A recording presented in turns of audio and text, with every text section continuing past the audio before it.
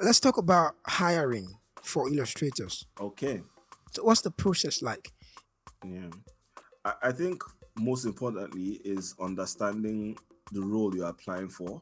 So, for example, if let's say the company is asking for a if they're asking for like vector based, let's say you've seen the company's website, you've seen their work, and all their work are like vector based, you should kind of get an idea of what they want. Obviously, your portfolio should be curated towards that, but not too much. Like just curate towards that so that they know that you can create what they want, and also have some other pieces that can show like your flexibility and cool. But ideally, if let's say we're hiring and back then when I was still like an illustrator then for uLesson, like if we were hiring and we saw your portfolio, if we saw like a portfolio that resonated with us and like what we were already putting out, it was like it was a quicker yes.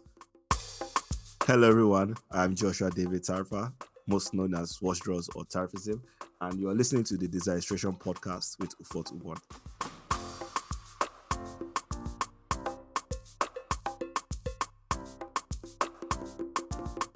Design plus illustration equals Designstration. Hello, everyone. You're welcome back to the Designstration podcast. And my name is Ufot Ubon, and I am your host for this podcast. And on today's episode, I have with me an exceptional illustrator and more. And for this particular guest, I'm going to be doing a little different. My introduction is going to be very different because sometimes in 2019, I needed help coming into digital illustration. And there were quite a number of illustrators already, right? But this particular fellow, back to back, I was in his DM. Like, literally, I was there with a bowl of noodles and he was spoon feeding me. Literally, like he was spoon feeding me. What graphic tablet should I get? What software should I use? What is Krita? What, like literally back to back. This particular fellow, this particular boss of mine, he's exceptional, he's patient, he's kind, he's very helpful.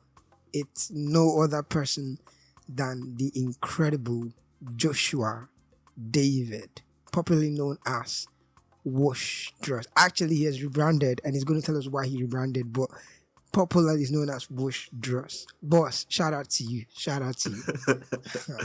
Thank you for that intro. Thank you very much for being on the podcast. Thanks for that intro. I feel like I'm going to struggle to meet up to that expectation because you've hyped me up to here, and I'm worried that I'll be a disappointment now. But thank you so much. And also, I think you didn't give yourself enough credit because mine was just saying, "Oh, use Creator and all of that." You've done really well for yourself, and I mean, it's one thing to give advice, it's another thing to take it to another level. So Thank you. Thank yeah, you. it's all credit to you. Yeah, thanks for having me on, man. Thank you. I appreciate. I really appreciate. What's your journey been like so far? How did you come into illustration? How did you start? Okay. Um so I started I would say I started like taking art and illustration seriously in secondary school. So back then I used to have like a comic book making comics in those sketchbooks. So Mm. uh I kind of mixed that with entrepreneurship. Like if you wanted to read my comic, you have to give me your nightcap. It was a boarding school. So Wow. if you want to read my Boarding comics, school. you give me your nightcap and yeah, and then you could read my comics. So I started with that, and I guess sometime towards SS2, SS3, I delved into graphic design. So I actually started with graphic design first.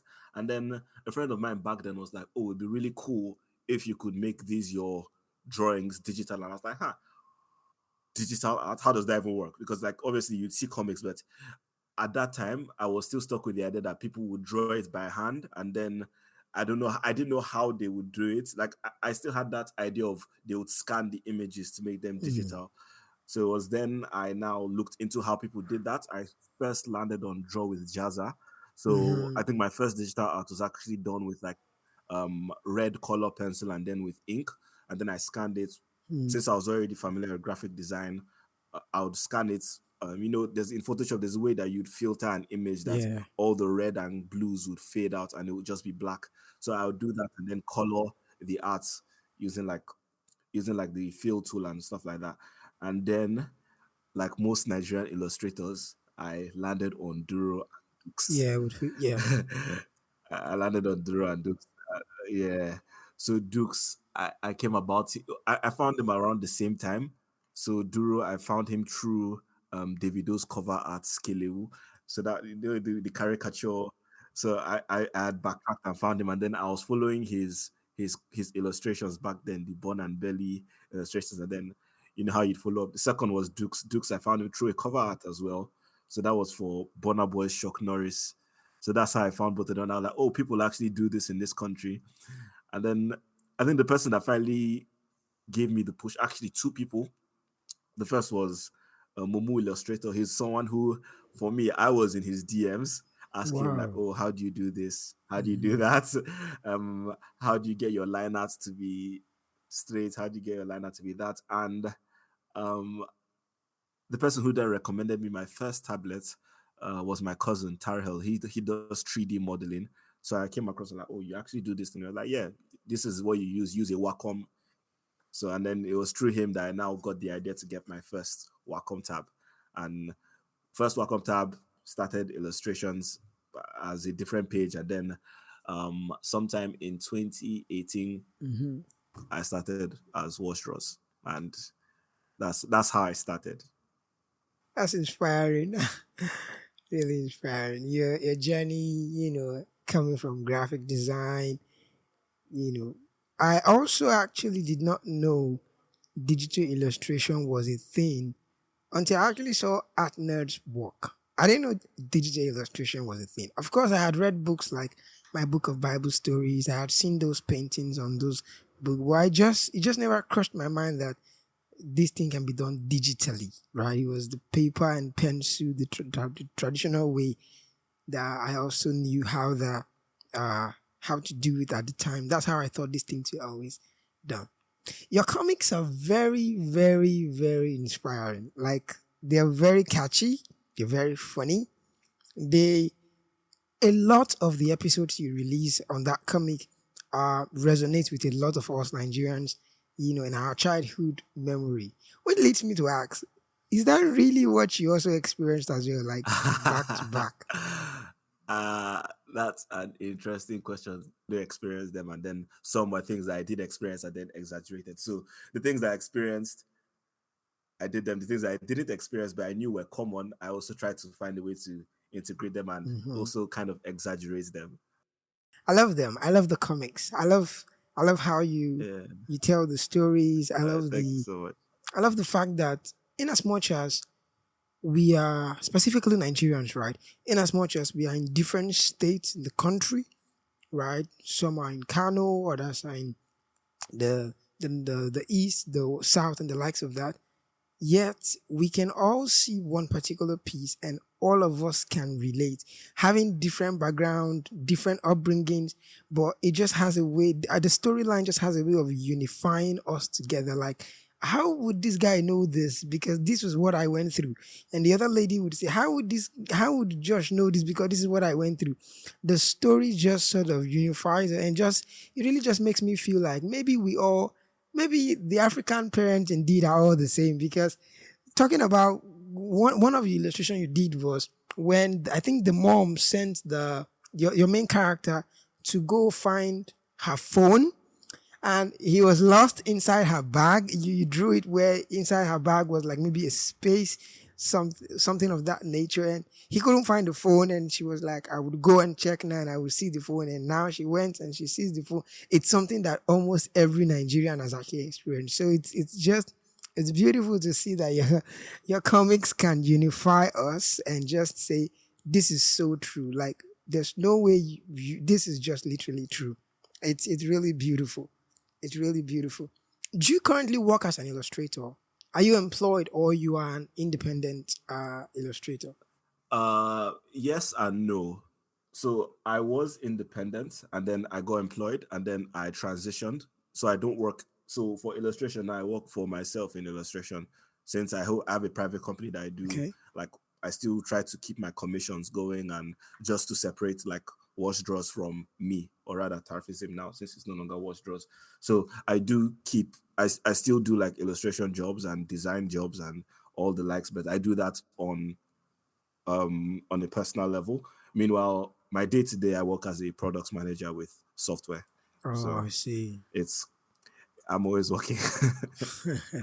Fascinating. So why did you rebrand from WoshDraws to tarfism? Why? What's the story behind it? I think there were a couple of things combined. It wasn't just one thing. Um, so for one, I think the first that comes to my head is the draws part of it. So Mm-hmm. it kind of limited the perspective of what I could do. So for example, like I said, Mm, I don't yeah. just do comics. I also do graphic design. I also do Mm-hmm. animation. I also do like Yeah. there's a stack of like creative things I do. Mm, So um tarfism, for example, is coined from my surname. So it's just like, for example, if someone founds a movement, like for example, Karl Marx and communism, Marxism, mm-hmm. Yeah. um, federalism, feudalism, Mm-hmm. stuff like that, Yeah. just all the isms. So like Yeah. tarfism is like all the stuff that I do. So it's kind Uh, of like an umbrella kind of name. And it's also that's why like the image and the icon is more like, I think part of the inspiration as well was from Obey. I don't know if you know Shepard Ferry and Obey. The idea is like I don't know how to explain it per se, but it's more like spreading whatever I'm doing as an ideology is yeah. just tarfism. Yeah. I So it's get. like I get it. whatever I do, it's tarfism is as far Yeah. as it's coming from me. From you. Yeah. Yeah. Because yeah, Yeah. truly, because somehow Wash draws in a way can just send the picture that the only or the major, or not just major, but the only thing you may be doing may, okay, you just draw, right? That's it. I get it. So having that whole sort of brand refresh, sort of put it out, okay, it's not just only drawings per se, right? Product management and animations and the likes of that, which is beautiful, which is quite interesting. How do you stay inspired to to do what you do? Because comics can be very draining, to be honest, right? And when you post a particular episode today, it's funny, it gets a lot of tractions, and obviously the audience are expecting that the next episode should be funnier than the previous ones, right? You should just keep going up that way. And these things include a lot of brain work, right? You come up with the story, you try to find the best way that the illustrations best explain the story. You also look out for how can you feed in the text into this comics. How would you be able, the whole process of making comics can be very, very a lot. So how do you get the inspiration to do these things? Um, I'll say uh, I'll say my major inspiration would just be the world around me. So it kind of like it ties into what you said about how um Nigerians will typically relate to it and say, "Oh, Mm-hmm. how did this guy know that this happened?" It's just like we're all in a collective, so we talk, Yeah. we have bands, and then it just ideas just kind of flow.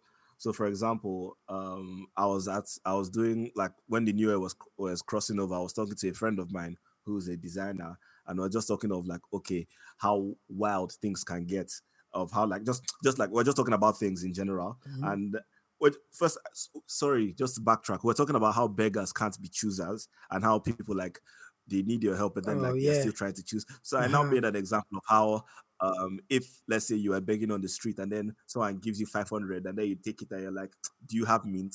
So that's, for example, is an idea of like Yeah. comic would start. Would start. I think that's going to be my Saturday comic. It's just like, okay, you need something. I'm giving you, and then you're asking me, Mm-hmm. do you have mint? Mm, It's that, do you I have get mint, it. a Yeah. very Nigerian thing to say. Yes. Someone can Yeah. just pull that up on you. So just like conversations like that, Mm-hmm. conversations at work, um you could be watching a movie and then someone would say something and then you just be ruminating on it and then you just try to like piece it together. And I mean, sometimes a comic can start with the punchline and then we just try to walk back and see how we can Exactly. get it to that Mm, punchline. So yeah. it can start either from the beginning or from the end, but it's just from the world around you and just experiencing life. So I guess that would be my biggest source of inspiration. That's great. That's great. I would definitely be looking forward to the Saturday comics. Definitely. I'd, I want I'll to add see. inspired by Ubon or as Ah, discussed on yeah. Designstration. Definitely. I really want to see the facial expression of that. The main character when the mega says if he has mint. I'll be looking forward to that. It's time for a quick break. We will be right back after this break.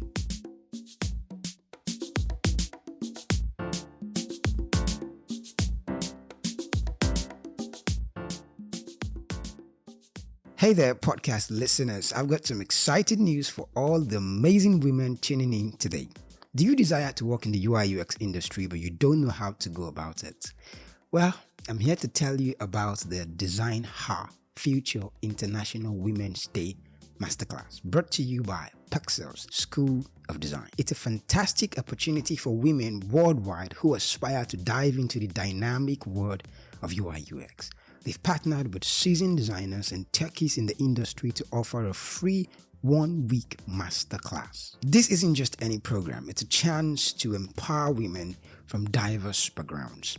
They're bringing the training to you with 5 lucky women attending a physical class and 10 others joining virtually. And it's not just about learning, it's much more about creating a more inclusive future for women in tech. In celebration of this year's International Women's Day, I'm sponsoring 15 lucky winners into the introduction of UI UX design class, both physical and online. To apply, visit the link in the description below and also comment I have registered for the class and tell us why you should be selected. I'll catch you in the comment section. This UI UX design masterclass is free and for women only. It holds from 7th to 11th of March 2024. It's both an online and a physical class in Lagos, Nigeria. Check out pexus.com for more details on the masterclass.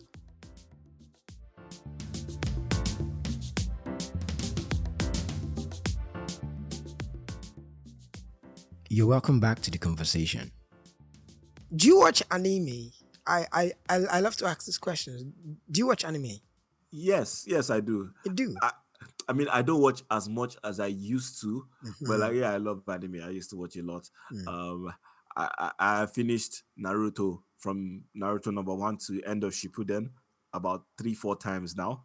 So that's like 700 or something episodes. So, Wow. sometimes when I'm drawing, I just have it in the background. People don't like the fact that I listen to dub. So like the English version of people don't like that I do that, but I cannot be drawing and looking at subtitles. So Ah, so yeah, and frankly, I think some animes are better when they are dubbed. Like dubbed. I think Attack on Titan is better in dub. Some people will kill me if they hear me say that, but they should I they should really, they I should go, they should rest. even me, I don't watch anime.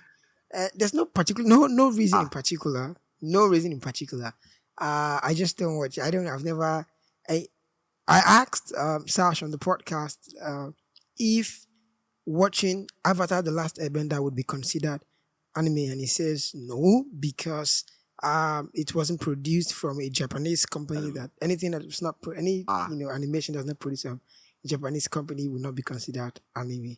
So yeah, because and the reason I asked was because I've watched Avatar: The Last Airbender and as well as Korra, right? The Legend of Korra, Avatar Korra, and has anime in any way shaping your uh illustrations in any way? quick Like has it one. Which do you inspired you? prefer, Korra or Avatar? Oh, big um Ang is the best, to be honest, right? Ang is the best. Korra is trying, but there's a lot of beautiful exuberance in her lifestyle. There's a lot of childishness in there.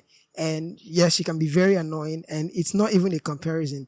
Ang is top. Like Ang is the best. Korra should go and find somewhere and sit down. anybody should bring the fight, I would fight this one. Korra should just go and sit down. We're going to fight about this after this call. We'll fight about this after. But yes, I'm Team Cora, but we'll fight about that later. Oh my But, goodness. I guess your question was Yeah. for a couple of comics. I'd say yeah, like I like the way, especially how extra they can be with their reactions. So for some comics, I kind of pull some inspiration from that. So like some of the reactions that are over the top. So I think there was one we made some time ago. I keep saying we as if it's multiple people, but yeah, Well, there was it's one the we brand made. feeling. I mean, I have people that I always send my comics to before I draw them, so I guess that can count as we. Um, so yeah, like especially for some reactions, I think there was one comic we had about sorry for yourself, and then her eyes are red and all of that. So I would say yeah, it does play a role, not too much of a role. I would say I've stayed a bit. I think at first it was heavily influenced, but I think as time progressed, I started to find my own style. Yeah, I started to find my own style and my own method. So I would say yes, but not as much anymore. That's great. There are some cartoons that has actually, in a way, also um, influenced and helped me. Also, I have cartoons like Tom and Jerry, the infamous Tom and Jerry, in especially when it comes to things like exaggeration, right? I love how Tom and Jerry animators and illustrators exaggerate.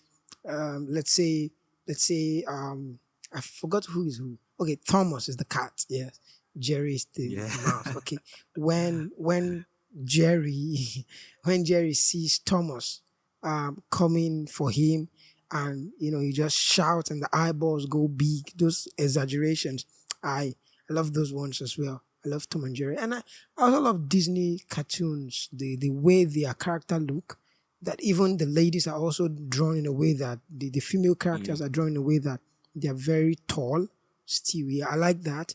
And if they want to also make some kind yeah. of short version of the female of any female character, they can emphasize that. I love that as well. It's sort of like it gives it a more defined shape and quite very detailed. And Yeah. those are things that has also influenced me moving on in illustrations. So would you then say you're more influenced than Disney than anime? Oh yes, Disney influences me. I don't watch anime at all. I don't watch anime. If I'm to give cartoon recommendations, wait, it's been a while. I watch cartoons, to be honest. Wait, let me think. Let me think. Have you seen? I've forgotten the name of the cartoon, but it's the main character in that cartoon's name was Quasimodo. Because I've heard He that had this name. hunchback. It was the cartoon. Yeah, the main character was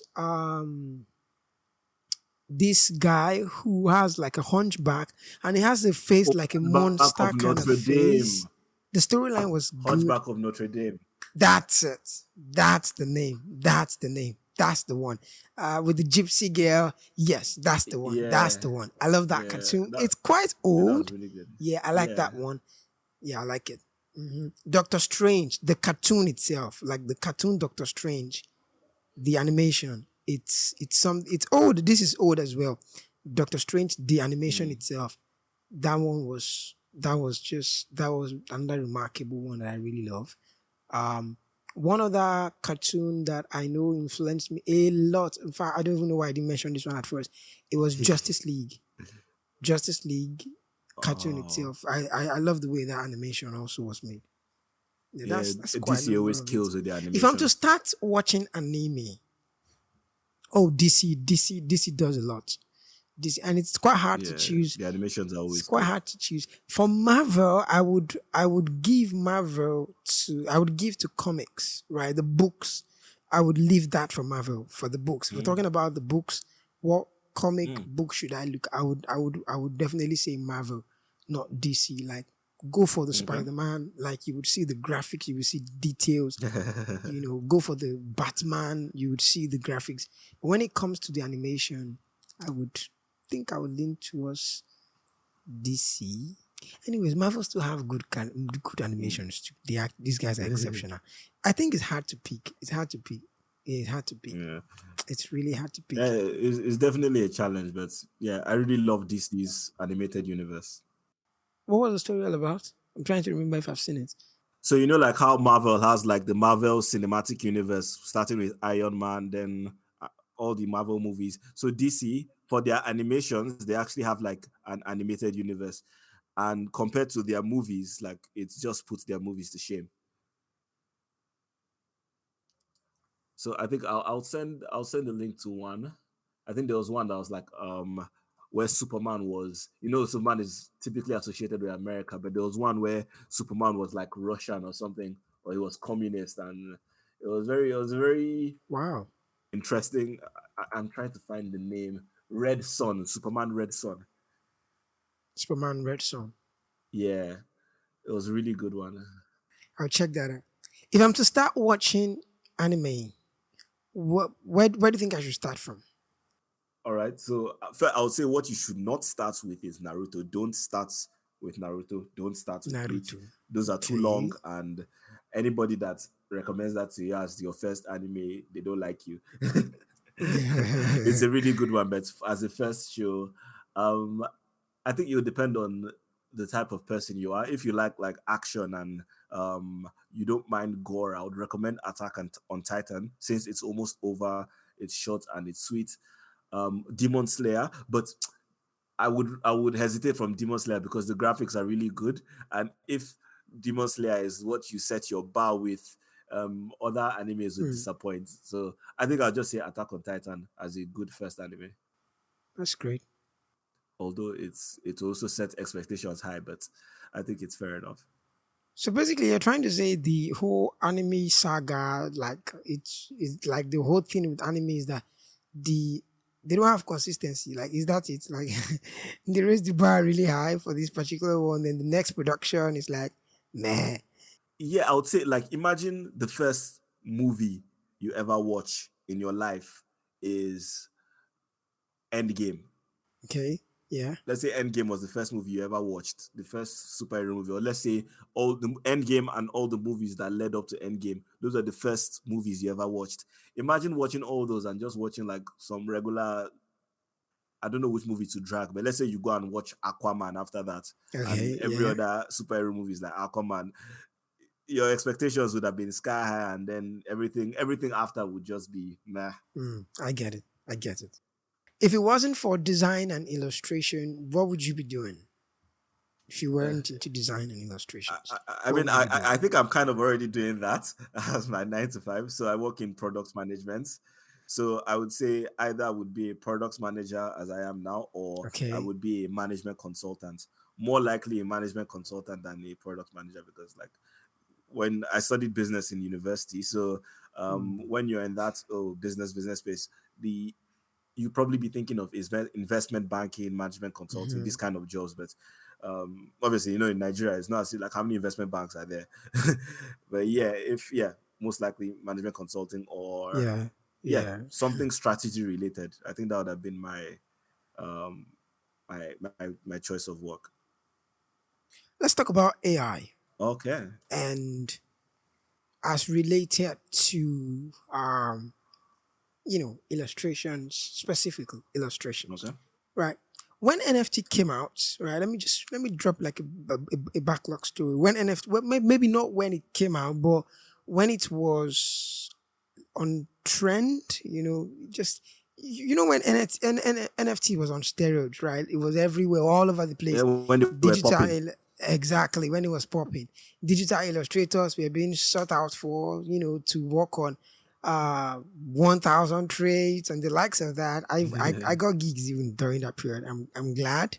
Yeah, I I tried to put my stuff on NFT as well, but I don't know how to do it. But when NFT was on that high trend, when it was popping, to some point, maybe it's this part of the world, though, but then it just sort of mellowed down. Just be like when someone is being humbled by the presence of someone else, whatever. It just mellowed down. Then AI came out, Mm-hmm. right? AI, artificial intelligence, art. People started creating prompt. Now, with respect to AI specifically, Mm-hmm. what do you think about artists who are AI artists? They call themselves AI artists. So basically, they generate prompts, not like they draw. And I'm not talking about artists who know how to draw. I'm talking about Yeah. those who don't know how to draw, who don't draw, but they basically generate prompts, Yeah. for art prompt. What do you have to say in that light? All right. So for that, so I've tried some of these AI tools. I've tried DALI, I've tried Midjourney, and a couple of these. I wouldn't necessarily call them Mm-hmm. artists. I would say like it's something that requires skill, especially when you're trying to get AI to generate like from a prompt that you've carefully made, and it's still like to get the image you want Mm-hmm. from the image generator you're using. I think it does require some skill because you'd have to give if you want your desired output, you'd have to be very specific with your instructions. So, for example, when I'm trying to work on something, I give it a long list of details. I'm like, okay, I want the foreground to look like this. I want the midground to look like this. I want the background to look Yeah. like this. Keep this so, like, for example, now I'm coming from an artist perspective. This is what I would draw, but then I'm Mm-hmm. breaking down what I would draw with specific details. So, for example, even with Midjourney, um apart from giving it those details, Midjourney you can upload an image. So with Midjourney I'll do a sketch, add those prompts, and upload an image. Mm-hmm. I would say that will be different from someone who's just generating prompts alone. It does take some skill to do, Yeah. but if you're doing just prompts, I think you're just a prompt engineer. I mean, that is people are saying that's going to be a big field Mm-hmm. because it's like I said, it does take some effort to get the outcome you want. But I wouldn't call it being an Mm-hmm. artist, like say actually creating. I know there's some controversy around this, but I'm I'm more interested in seeing how AI can support artists. So, for example, if you let's say you're a 2D animator, I know most people don't like drawing in betweens. I would like to see an AI that could draw in betweens for me. I think that would be Mm-hmm. more productive, Yeah. and I think we'd see like better outcomes with what people can make with AI than just using prompts and generating images. Yeah. Very, very thoughtful. Very thoughtful because I can imagine someone wanting to hire an illustrator and, send me a portfolio and boom, you're seeing Mid Journey's works. Again, it's not like of course, we would, artificial intelligence, these are technology. We can't fight technology. These things are here to stay. And, AI as it is today, even AI arts as it is today, it's still in its infancy state, right? This thing is still being um, about to be bettered. This thing is still being developed. So we're not trying to fight it in any way. Of course not. Just like how you said, just like what you said, how how AI can help, advance and develop, what artists would do in general.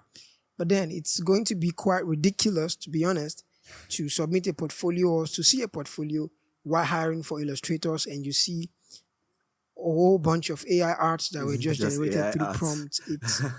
I mean, I don't know how to feel. I remember one time I said Yeah. a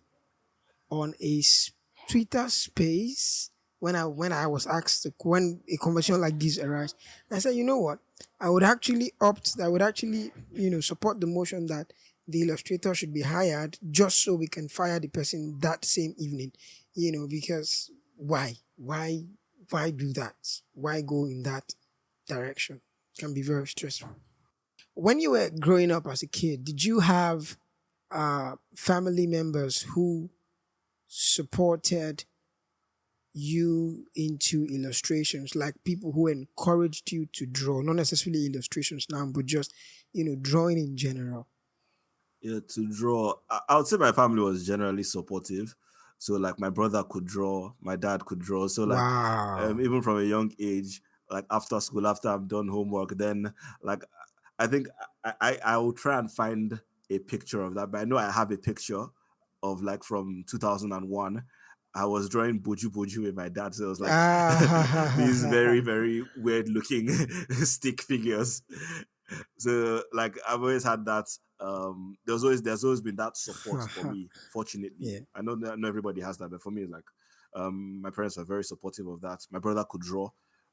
He has more Mhm. art awards than me. I don't know why he doesn't draw till now, but yeah.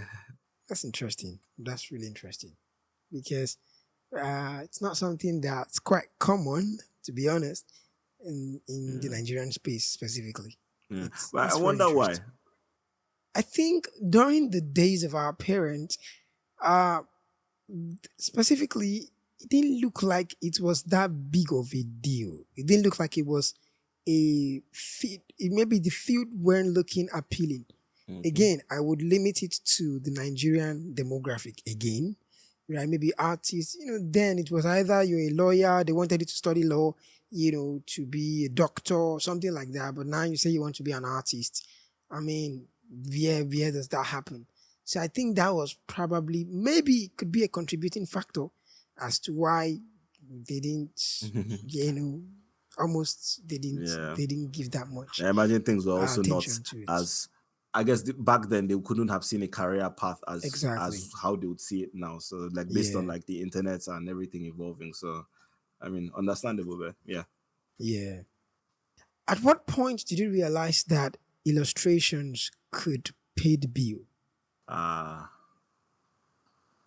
uh so illustrations, I would say after I got my first commission, first USD commission, I know like it's USD now. So like when he land, I had to get it through my brother's school when he was still in school. So I had to get through his PayPal, and I was like, oh wow, this has landed. This is real. Because I mean, you get like Nigerian clients, and like yeah, you could get like some inflow, like deals could come through, and but it's just like it's Naira. Like Nigerian Hmm. customers have their own constraints as well. But when like a USD customer came through and it landed, I was like, oh okay, Yeah, okay, we've arrived. yeah. We've We've arrived. arrived. Yeah. But yeah, I think It that was was that sometime point. in, Mm. I started 28, like sometime in 2019 or so.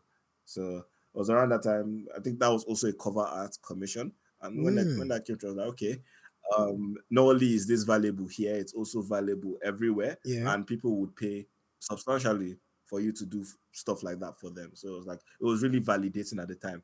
And then obviously like the Davido commission as well, like that was like, I'm like yeah. Yeah. I mean, I was actually going to touch on that, but I wasn't going to touch on that. But since you brought it up, uh, how how how did that make you feel? Was that your wow moment in your career path? I think so far, I mean, it was definitely a highlight. I try to not dwell too much on it, but I always use it as a, so technically I've worked for more than one. At least now it's now Davido, DJ Spin Alpha. So like Hmm. okay, whenever I'm trying to negotiate price or someone is trying to heckle on price, I just bring Yeah. it out. I just put it there. I think it's actually pinned on my profile since I do ads.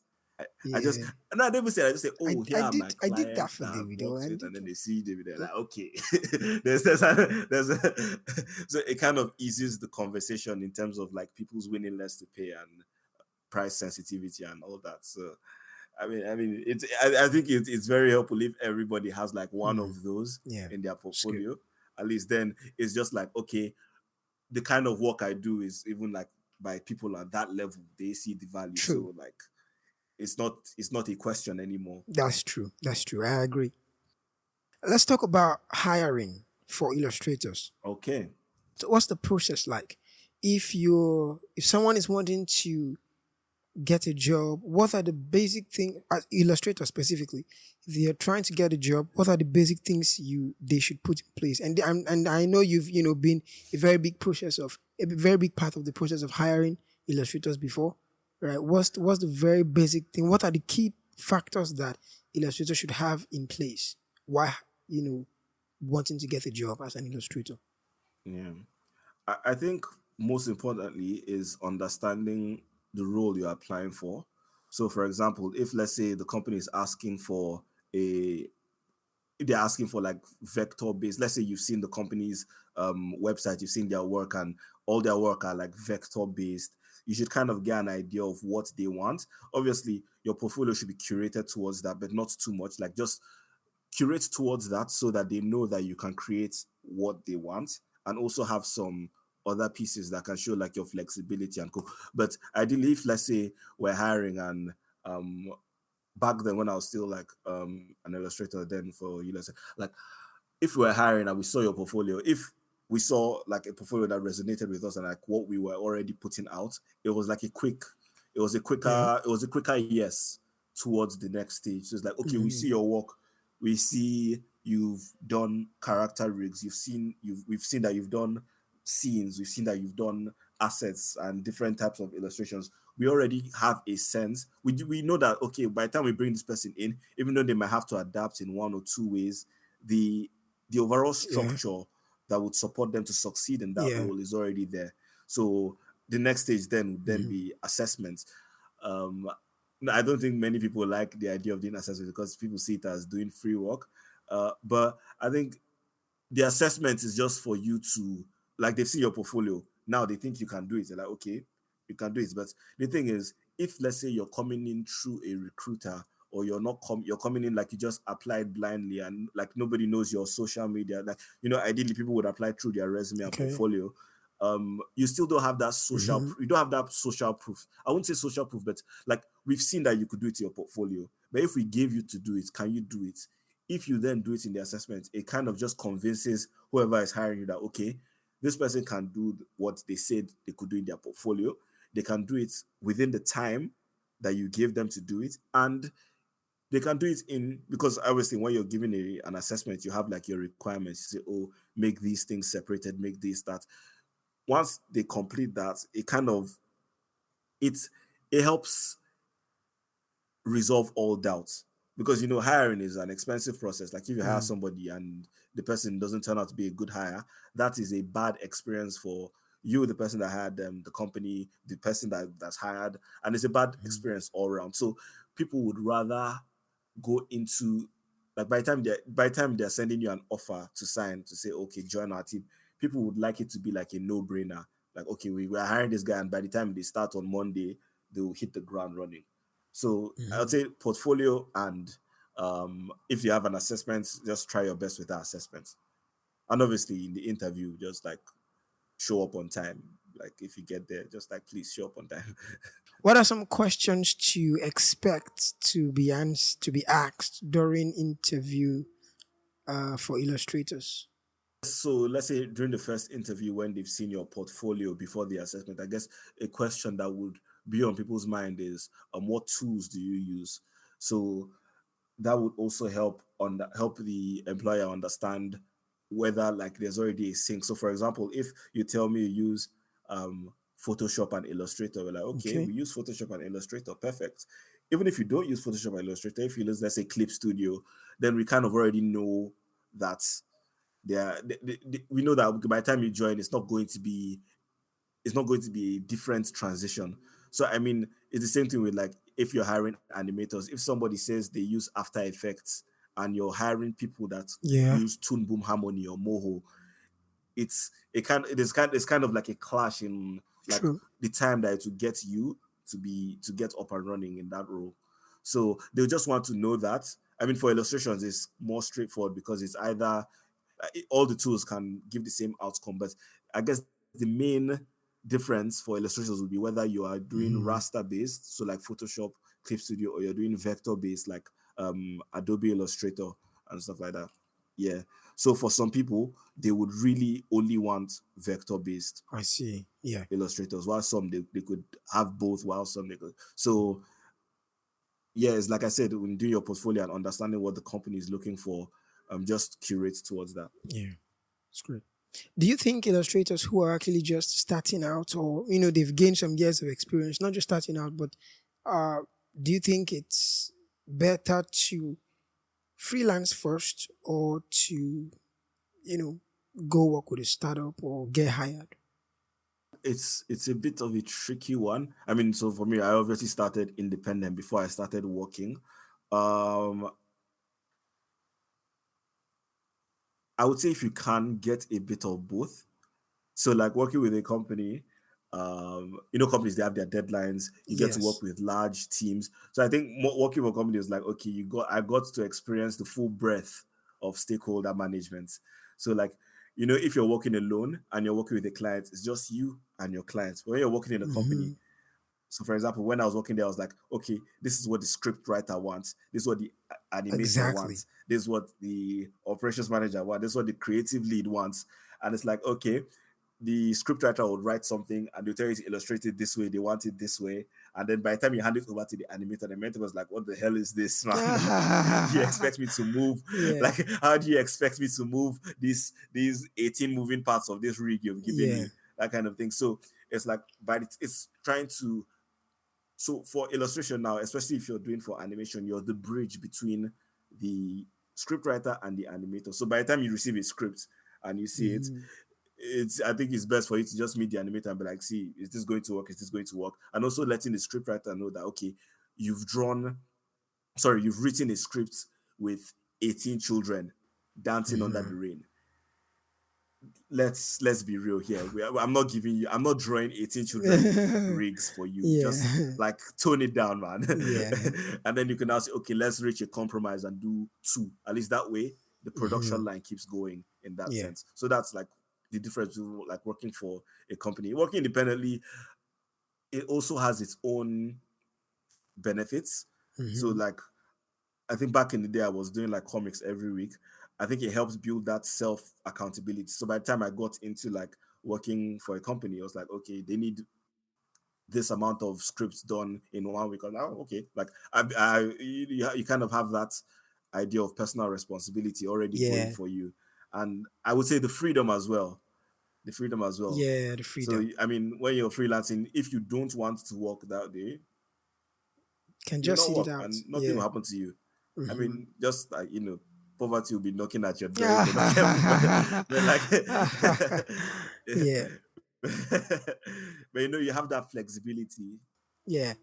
When I got employed as an illustrator, at TVP Games, where we design games for kids to learn the world through play and adults, actually, that was where I realized that the whole freelancing and being employed, they are two very different things. Of course, there's a difference between knowing something and actually experiencing something, and like experiencing it with Yeah, understanding.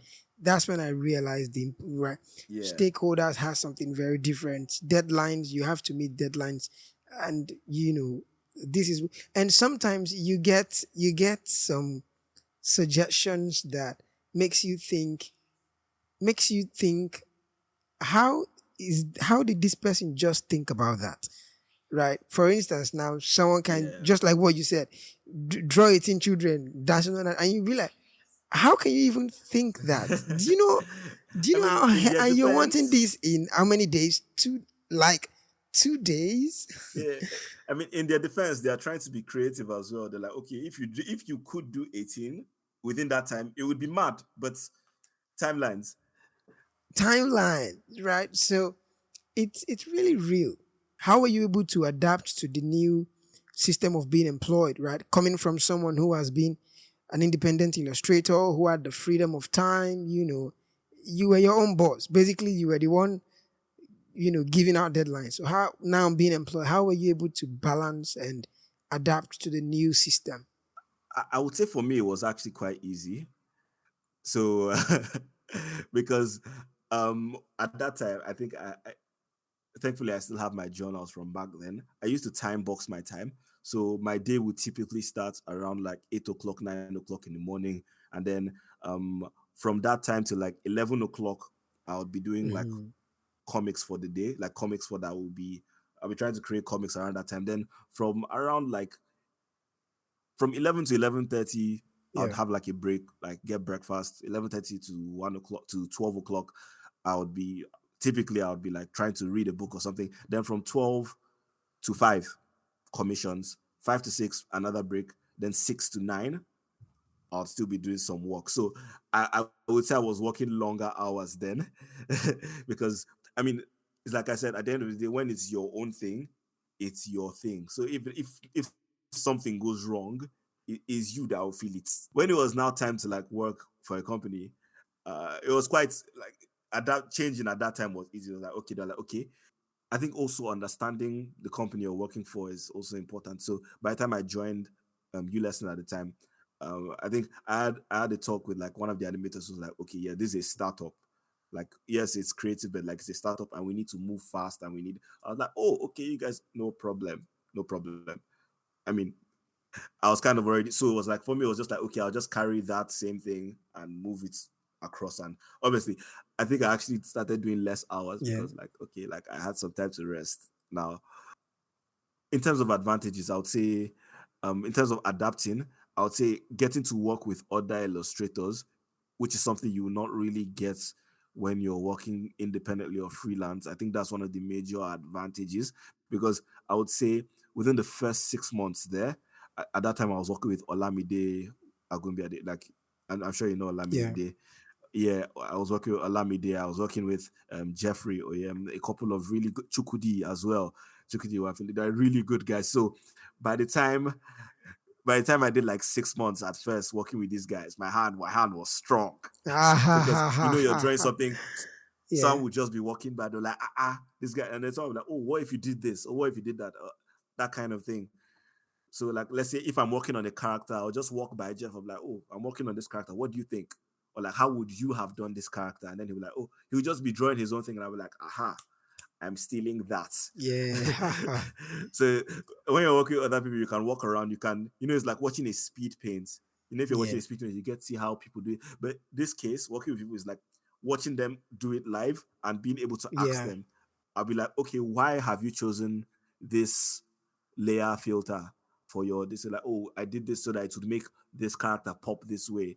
Mm-hmm. Um, for example, working with Olamide, it's like, okay, why do you choose this style? That, oh, if I'm trying to get this out by this time, this saves me time in doing this. So someone like him now, he's really good with it. He's very, very, very efficient. I think I would even say he's one that's more efficient than me. He's a very efficient worker, and I think you see that in the outputs that he's able to generate. Hmm. So working with all these people, you get to absorb many things. I'll take from Yeah. Olamide. I got like he's the person that onboarded me to Procreate. He's the one that finally convinced me to get Chukwudi's work is always very, very detailed. Like he's someone that um I think I'll share his handle with you after Chukwudi work. He's someone whose work is very always very he's a very detailed oriented person. So that's attention to detail something I got from him. And I think that also carried over to my work because in comics, I was just trying to get them out as quickly as possible. But learning from someone like him as well, you'd see how like people really put attention to detail and you'd also it would leave an impression on you to do more to your own stuff. I mean, you already started touching it. I was going to ask a question round about advantage of working in a studio, right, rather than just working from home. And you already mentioned a couple of them already, right? Which is you can get live feedback on the spot. You can draw inspiration on the spot, and I think one of the key advantage also would be access to using tools, certain tools that some may not be able to have because maybe financial limitation or whatsoever.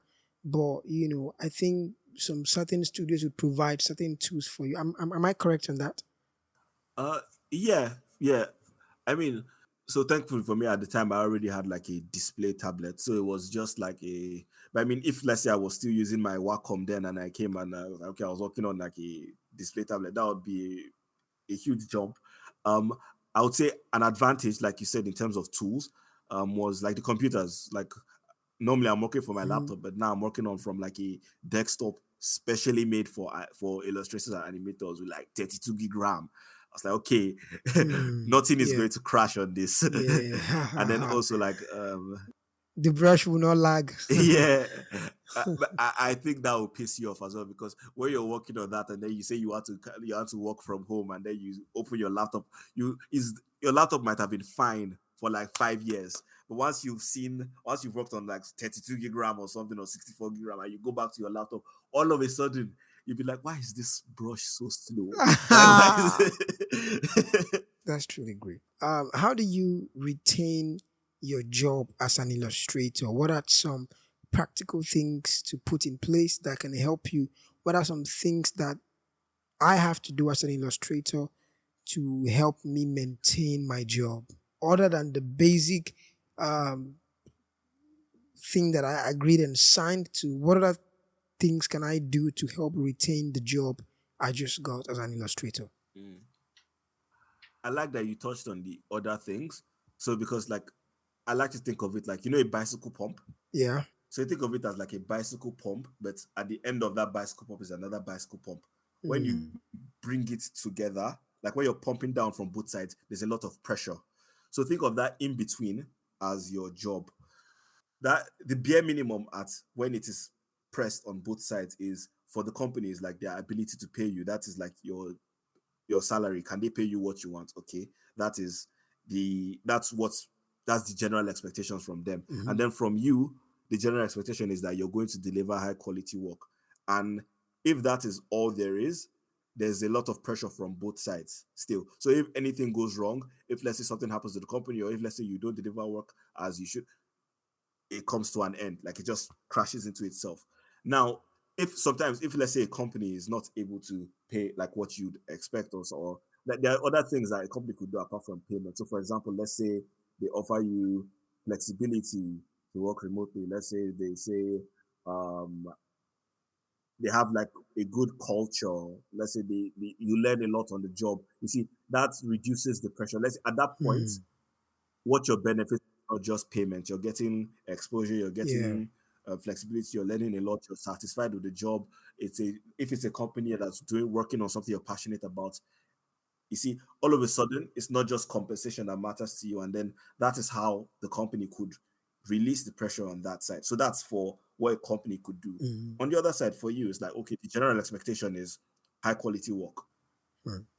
Now that is very good. It's very good to do like high quality work. Yeah. But there are other things you could do. So you could provide alternative value. So now, if let's say a company is doing all of that and you're only doing high quality work, if something goes wrong, God forbid, let's say you're not on the high quality work side, Mm-hmm. you're one of the first people to To go. go. If you're doing high quality work, that could as well keep you. Mm. But if let's say you start providing alternative value, like you're thinking of things to improve the processes, like I know back in this where I was very keen on, let's say, okay, let's try and adopt character rigs like across the board for all our characters. Mm. By that way, you're providing other value that okay, you've improved the process not just for you but for the team. You've created more value. Yeah. um, Another alternative could be, let's say, finding ways to leverage new technology. So people that are very quick to adapt new technology and bring it into the process and seeing how we can become better as a team. That would also, as you're seeing, like as I'm demonstrating now, there's less Mm-hmm. pressure Yeah. on both sides. Yeah. And then I guess a third would be like your general attitude. Are you easy to work with? Do people like working with you? Mm. Are you Do you have bad character, or are you are you badly behaved? But you see, when these Yeah. two things, let's say if this is the company doing all these things and this is you doing all these things, there's no Mm-hmm. pressure. There's no pressure. But if let's say they're not doing your part, you're not doing your part, there's still that pressure. If let's say you're doing your part and they're not doing their part, it's more lopsided. You would be kept because you're clearly valuable. You're providing a lot of value, Yeah. but most likely you will be unfulfilled. But since we're focusing on what you could do, it's more like creating alternative value, putting out high quality work, and just are you easy to get along with, and do people don't have are you easy to work with in general? So yeah, high quality work, alternative value such as like improving processes and like finding new ways to solve problems, and attitude. Mm. That's great. That's I would add I will add continuously learning as well to that. But yeah. That's great. I love the list. I love the list because, of course, obviously, getting a job is one thing, retaining that job is another thing. And I know a lot can focus on how to get hired as an illustrator or any field actually in general. But then what comes after that? Right? How do I retain that job? How do I keep being the value and keep providing value for the company? It's time for a quick break. We will be right back after this break.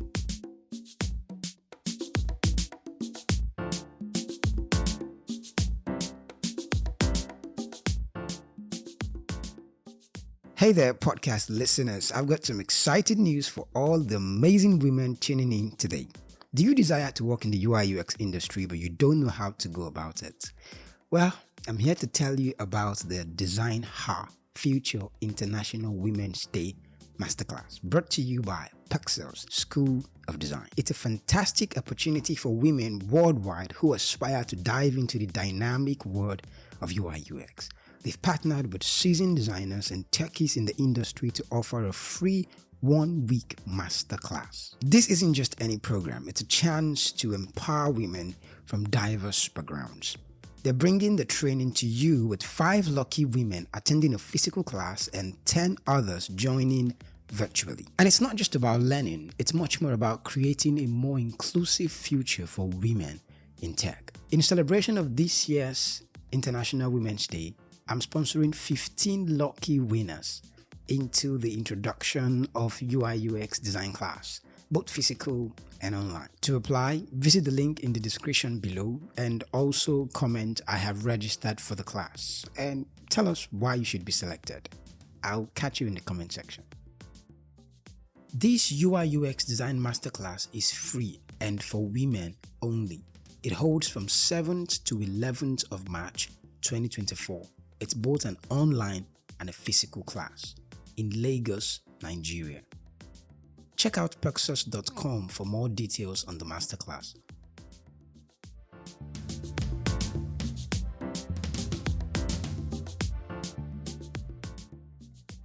You're welcome back to the conversation. I have one more question. Being an illustrator who basically you've been drawing you've been drawing comics and majorly for web series and the likes of that.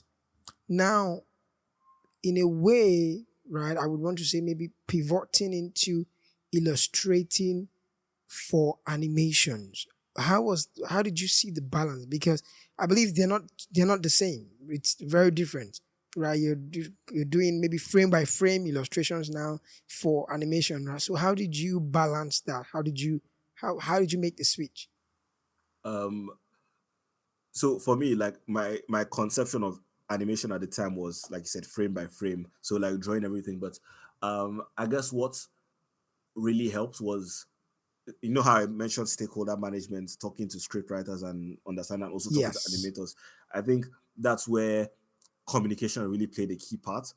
I think we spent like a whole day just speaking to the animation team. Okay, what is easiest for you to animate, or what if you were to get the perfect character rig, what would that look like? They sent me a Mm-hmm. couple of videos. Oh, this is what we use for Duik, this is what we use for this is what we use for Moho. But just like getting all that feedback and basically getting an idea of, okay, if I was an animator, what would I want? So for example, um normally when I would break my rigs, I would do the arm as one, but then they were like, oh no, we want the arms to be able to like lift up. So like for that, for me, it was like, okay, no problem. It's breaking the arms from the shoulder to the elbow to the wrist, and the hand separately. So like that way they're able to like animate the whole character rig for the arms and stuff like that. So Mm. so that was like the first feedback. Okay, separate the limbs so that the character can move. Like, okay, no problem. Um a time now came up where they were like, the files were too heavy. So it was, instead of creating the characters in, because then I used to try and create like 16,000 pixels or something, because I mean I had 64 gig RAM, so like I was High going, quality. I was Yeah. hitting that Yeah. thing. Like, okay, the It, rigs are too heavy, so it's it like, the okay, the RAM must feel it. yeah. So it's like, okay, creating these things in high definition, obviously for longevity, but when it's time to present, when it's time to give them for like when they're animating in the video, how would you compress that? So like, okay, for that I'll just make the rigs 2K, and then so that's for reducing the size one way. And then also when I draw, I usually draw like the line art separate from the color, from the shade. So also compressing all of those to one layer. So like everything limb will just be one layer instead of one folder with those components. So like, okay, flattening those, reducing the size, and just making it, communicating with them, finding a way to make their work easier. Because if their work is easier, my work is easier. That way, nobody's coming back to me with changes and stuff like that. So I would say communication was the biggest biggest part, and also having people who are willing to work with you, and also you being willing to work. Because I mean, if let's say you've done a rig, you've done one mad rig, you've done giving them 4K, 8K rig, and they come and tell you no, you don't Yeah. want this. You're like, okay, like what's your problem? But yeah, being able to work together and just trying to get things, yeah, just being able to work together and communicating and not taking anything personally because everybody's trying to make themselves better. I got two more questions. I know I said that All was right, no. I got two more all questions. right. Two more questions. One, um, what are some soft skill that illustrators should have, right? When you're looking to work with companies and you're looking to get hired, what are some soft skills that illustrators should have? I would say from my experience, I think designers do this well, especially like brand designers, being able to talk about your work and your thought process, and also not being too shy. So there's that idea that illustrators are introverts and just want to put their head down and draw. But I think it Yeah. will be very important for. I mean, you don't have to become a loud person or become too out there, but having that confidence, let's say if someone is calling upon you that, okay, can you explain what you did here?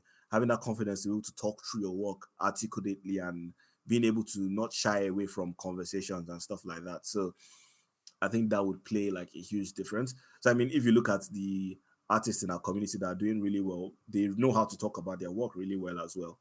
So I think that would be like that would be my major. I think that would be the major soft skill. I think. Yeah, that's great. And one more question. Then this is actually the one more Okay. question. Um, how would you advise illustrators to handle feedback in workspace, especially when the feedback seems to sound as well, especially when the creative feedback seems to sound destructive? Uh, How do you expect? How would you encourage and advise illustrators to handle that? I think. Obviously, with this smile I can see on your face, it looks like there was a point in time at work when you experienced something like Yeah, this. I think the first thing is not to take it personally, because especially if let's say you Okay. put a lot of effort into your work, especially if it's coming from a non-creative, for Yeah. example. So like let's say you've done your work, or popped your Hmm. color, you're like this I've just drawn the maddest thing, and Yeah. this one is like, oh, change the eyes. You know, your first instinct will be like, what the hell do you know Yeah. about eyes, my friend? Oh, what do you know about I've been eyes? drawing Yeah. eyes since you were born. Yeah. I mean, you may want to do that. No, let's Yeah. be real. Let's be real. You may want to Yes. do that. Like sometimes they be that pride. You be like, why are you telling me what to draw? I've been drawing. You may want to be that. I mean, at the end of the day, that feedback is how you get better. So I think it's like, okay, be able to Mm. not take it personally first. That's the important thing. I think Hmm. that's the most important thing. Don't take Don't take it it personal. personally. Hmm. Don't take it personally first. Then after you've not that I'm emphasizing this because I think even the most level-headed artists, because like it's artists are very like attached to their work at times. So it's like Yeah, true. I'm really emphasizing on this. After you've taken like the 40 minutes to not take it personally, then Yeah.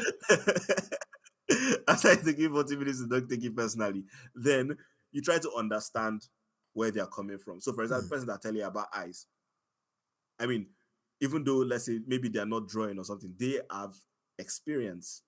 They probably watch cartoons. They probably so they also have something valid to let you know. So it's like even if someone can't draw, like they have something valid. So it's to find out what they're trying to pass across. Like, okay, what's the problem with the eyes? They can now say, okay, compared to this, compared to that. And then you try to understand where they're coming from. If let's say their solution doesn't work, if let's say what they said doesn't work, you now try to mutually work towards finding a solution. So maybe it might be something that's sometimes it can be something that's actually completely in their direction. You're not Yeah. perfect. People would have ideas, and sometimes the ideas will be superior, and you have to accept that. So sometimes it might be 100% there. Sometimes it might be a little deviation from what you did. Sometimes it might be somewhere in the middle. But once you get feedback, I think the goal in general is to find out where that feedback lies in that loop, and then working together to like working together to like get to the next step after not taking it personally. I've After said this to taking you, don't 40 take it minutes of personally. not taking it personal, you walk with them to see, then you take another 40 minutes of not taking it personal again. That's the, yeah, it really it can look like somebody just have something off to say about your work when you submit, to stakeholders to check. I think I actually have a perfect examples just before we run out of time. Yeah, sure. I told you about rigs. Yes. So I remember I did like a rig so I did like a whole at the time when I was still like in the Illustrators, my goal was to create like a whole city Mm-hmm. basically. So like every rig, like if I created a child rig, that child rig would have a sibling rig. That sibling rig would have parents rig. The parent rigs, so like their parents would now have like grandparents, and then I now create another family. So the goal was that by the time I do like 6 extended families, anytime if you need a doctor, no need to draw a doctor. I have a doctor rig ready for you to go. If Wow. you need a nurse, I Can have a you nurse can rig you ready for you. explain rig for those who may not know what rig is? Can you explain how just summarize rig character rigging? All right, so a rig is like a character, a full body character that you've drawn with everything separated. So you've drawn the character. So let's say you've drawn the head. The head is Yeah. separate from the neck. So when an animator wants to animate it, they can just move the head, The and it head, could make yeah. like the character's head move, Mm-hmm. separating the eyes so that the eyes could turn into the direction the animator wants it to go, and creating different mouth positions. So if they want to lip sync, just create like the major mouth positions, breaking down the torso from the arms, like I explained Mm-hmm. before, from the shoulders, from the Yeah. legs, just having everything separately. Yeah. So that's kind of like an idea of what a rig is. So like a child rig would have like, it would be a rig with childlike proportions. An adult rig would be similar to that, like Yeah. obviously bigger. And then like an older person rig, like an elderly person rig, would Mm-hmm. also have like old person features. So maybe not as tall as an adult character. Yeah. And basically creating Wow. the full body of that character and all of Mm-hmm. that. So Yeah. I done rigs. And then I a friend one of the script writers, a friend of mine, was like, this your rigs that all of them are wearing the same trouser and their legs look like goalposts. When Oh they said this, my like, goodness. I was like, and then I caught myself. And then I did take it personally for like 2 hours. Oh God. I Oh spent my like 2 hours goodness. not taking it personally. And then I explained to her, like, okay, the reason why the rig's legs are like this is Mm-hmm. not because of a style choice. I wouldn't want to draw, but because, like I said, animators, you talk to them like, okay, how would it be efficient for them? So if all the rigs have like similar leg build, when they are switching and animating different rigs, it's just plug and play. So they don't have to start re-rigging. Let's say if there's a rig setup, they can just carry that rig setup to another character that can. So at least it goes. So it's just explaining to them like, okay, this is why all the characters. And then they were like, oh wow, that's so smart. Mm-hmm. And then now it's like two feelings. Like now you just complimented. Now you feel like a Yeah. bad guy. But also they told you, but then you feel like a bad guy that draws characters with leg like goalposts. So Yeah. it's Yeah. it's a balance of both worlds. Yeah. Honestly, I've actually experienced that before. I have, right, where it looked as though, and I felt like, what does this particular person has about me? Because, and the funny thing for me was that at the time then, this person we were actually cool, and we're very nice. The person was actually very nice to me. I'm trying so hard not to even specify the gender, because if I specify the gender, when the person hears this, the person would know who I'm talking about. And but then when I submit work for review and stakeholders check it out, this person sort of has something to change. This thing busts my brain. But in real time, in normal time and chat time, we're cool, we're laughing, we're happy. But it looks like during work, the person will have something to change. But then I realized it's nothing personal. It's nothing personal. It's for the development of the whole team, for development of the whole group. It truly is. And sometimes also I think some illustrators don't know that, in as much as illustration, is illustration, so to speak, it's quite more technical illustrating for animators, right? Working on a piece that an animator would later go and animate. It's not the same process. right? Unlike you're just drawing for comic and web series and the likes of that, or for book. It's very different. Very, very different. Yeah. And just to add, like, to be honest, if you don't get that feedback and if you never implement that feedback, if you think about it, you will never grow if you don't do that. Yeah. So like in terms of like yours, like, because like people would normally, if you're drawing, you probably already have like, oh, this is how I draw this is how I draw that, this is the way I like to draw this is the way I like to do that.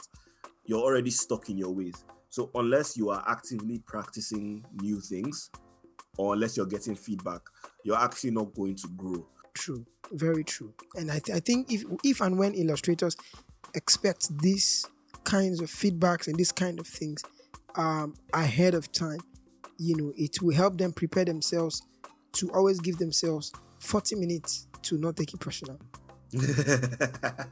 Thank you so much, Josh, for doing this with me. Honestly, I really appreciate this episode. Has really been amazing. It has truly been inspiring and very insightful. And there's a lot of valued information that has been shared here. And I really hope that as many who would get to listen to this, gain insightful and valuable tips that can help them in their journey. Thank you so much. Thank you so much. I really thanks a lot. appreciate And thanks for having me on. I also had a great time as well.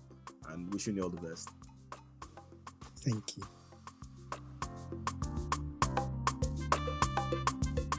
Thank you for listening to this episode on the Designstration podcast with Ufot Ubon. If you enjoyed this episode, kindly leave us a review on Spotify, Apple Podcasts, or Google Podcasts. You can also suggest a topic or ask a question by filling out the form in the description below.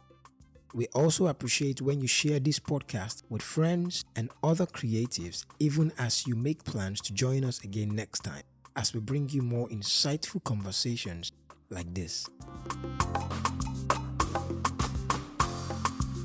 Design plus illustration equals Designstration.